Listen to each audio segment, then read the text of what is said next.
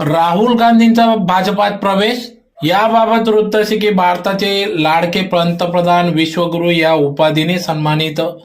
नरेंद्र मोदी यांच्या समर्थ नेतृत्वात व देशातील तमाम नागरिक बंधू भगिनींसाठी केलेल्या विविध लोकोपयोगी योजनांमुळे मी प्रभावित झालो असून यामुळेच मी भारतीय जनता पार्टीत प्रवेश करीत आहे, अशी प्रतिक्रिया धुळे महानगरातील युवा उद्योजक व सामाजिक कार्यकर्ते श्री राहुल राजीव गांधी यांनी भाजपा महानगराध्यक्ष गजेंद्र अंपडकर यांच्या प्रमुख उपस्थितीत भाजपात प्रवेश करताना भाजप कार्यालयाजवळ प्रतिक्रिया व्यक्त केली।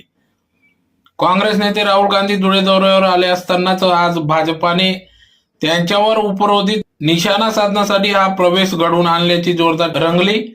तर यावेळी युवा पिढीला सत्ताधीन भाजपेतर सरकारांनी फक्त आश्वासन दिले, परंतु युवकांचे कल्याण फक्त भाजपाचे खंबीर नेतृत्व माननीय